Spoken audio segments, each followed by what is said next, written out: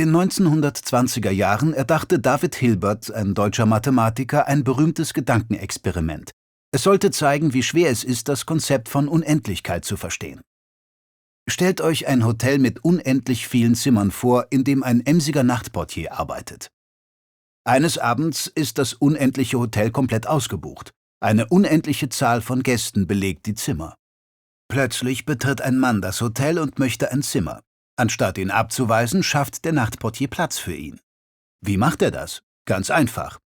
Der Gast in Zimmer 1 zieht in Zimmer 2 um. Der Gast in Zimmer 2 zieht ins Zimmer 3 und so weiter. Jeder Gast bewegt sich von Zimmer Nummer n zu Zimmer Nummer n+1. Da es unendlich viele Zimmer gibt, bekommt jeder Hotelgast ein neues Zimmer und Zimmer 1 wird frei für den neuen Gast. Dieser Prozess kann für jede endliche Anzahl an Gästen wiederholt werden. Sollte ein Reisebus 40 Zimmersuchende abladen, dann bewegt sich jeder Hotelgast einfach von Zimmer Nummer n zu Zimmer Nummer n+40. So werden die ersten 40 Zimmer frei. Nun kommt aber ein unendlich großer Bus mit einer abzählbar unendlichen Menge an neuen Gästen an. Abzählbar unendlich ist hier das Schlüsselwort. Zuerst ist der Nachtportier überfordert. Doch dann weiß er, was zu tun ist. Er bittet den Gast aus Zimmer 1 in Zimmer 2 zu ziehen. Dann bittet er den Gast aus Zimmer 2 ins Zimmer 4 zu ziehen. Der Gast aus Zimmer 3 zieht in Zimmer 6 und so weiter. So zieht jeder Gast von Zimmer Nummer n ins Zimmer Nummer 2n. Hierbei werden nur die unendlichen geraden Zahlen genutzt. Dadurch ist nun Platz in allen Hotelzimmern mit unendlichen ungeraden Nummern. Und die werden dann von den Leuten besetzt, die aus dem unendlichen Bus strömen. Alle sind zufrieden und die Kasse klingelt mehr denn je. Naja, sie klingelt eigentlich genauso oft wie sonst auch, denn das Hotel nimmt ja unendlich viel Geld pro Nacht ein.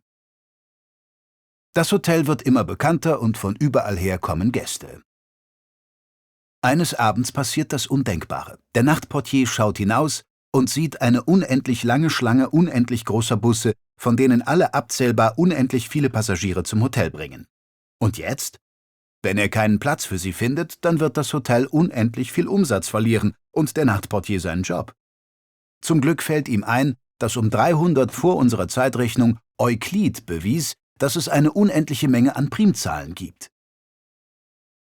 Um also die scheinbar unmögliche Aufgabe zu bewältigen, unendlich viele Betten für unendlich viele Reisende in unendlich vielen Bussen zu finden, teilt der Nachtportier jedem Hotelgast die erste Primzahl zu, 2, mit ihrer aktuellen Zimmernummer als Exponenten.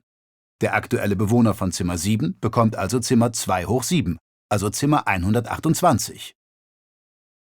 Der Nachtportier nimmt dann die Leute aus dem ersten der unendlich vielen Busse und gibt ihnen die Zimmernummer der nächsten Primzahl 3 mit der Sitzplatznummer im Bus als Exponenten. Die Person auf Sitz 7 im ersten Bus bekommt also Zimmer 3 hoch 7, also Zimmer 2187. Das setzt sich so für den ersten Bus fort. Die Passagiere im zweiten Bus bekommen Exponenten der nächsten Primzahl, 5. Der nächste Bus erhält Exponenten von 7 und so geht es weiter. Exponenten von 11, Exponenten von 13, Exponenten von 17 und so weiter. Da die Faktoren jeder dieser Zahlen nur eine und ihre eigene natürliche Zahl sind, überlappen die Zimmernummern nicht. Alle Passagiere in den Bussen verteilen sich mittels einzigartiger Zuteilungsmuster, die auf einzigartigen Primzahlen basieren, auf die Zimmer. So kann der Nachtportier jeden Passagier aus jedem Bus unterbringen. Viele Zimmer bleiben allerdings unbelegt, etwa Zimmer 6, da 6 keine Potenz von einer Primzahl ist. Zum Glück waren seine Chefs nie sehr gut in Mathe, also ist sein Job sicher. Die Strategien des Nachtportiers sind nur möglich, weil Hilberts Hotel zwar ein logistischer Albtraum ist, sich aber nur mit der niedrigsten Klasse der Unendlichkeit befasst, nämlich mit der zählbaren Unendlichkeit der natürlichen Zahlen. Also 1, 2, 3, 4 und so weiter. Georg Cantor nannte diese Klasse Aleph-Funktion. Für die Zimmernummern und die Sitzplätze in den Bussen verwenden wir natürliche Zahlen. Würden wir uns mit höheren Klassen der Unendlichkeit befassen, wie etwa mit den reellen Zahlen, wären diese strukturierten Ansätze nicht möglich, da wir nicht länger jede Zahl systematisch einschließen können. Das unendliche Hotel der reellen Zahlen hat im Keller Zimmer mit negativen Zahlen und Räume mit Brüchen. Der Gast in Zimmer 1,5 glaubt also immer weniger Platz zu haben als der in Zimmer 1. Außerdem gibt es Quadratwurzelzimmer, also das Zimmer Wurzel aus 2 und das Pi-Zimmer, das möglicherweise kreisrund ist. Welcher Nachtportier würde selbst für unendlich viel Gehalt so etwas je auf sich nehmen? Im unendlichen Hotel sind nie Zimmer frei und trotzdem ist Platz für jeden Gast. Die Situationen, denen der eifrige und wohl auch zu gastfreundliche Nachtportier ausgesetzt ist, zeigen uns, wie schwer es für unsere recht endlichen Gemüter ist, das Konzept von unendlicher Größe zu verstehen. Vielleicht könnt ihr nach einem Schläfchen beim Lösen dieser Probleme helfen. Aber Vorsicht, vielleicht müsst ihr morgens um 2 das Zimmer wechseln. Danke fürs Zuschauen. Wenn dir dieses Video gefallen hat, klick auf Abonnieren und lerne jede Woche etwas Neues.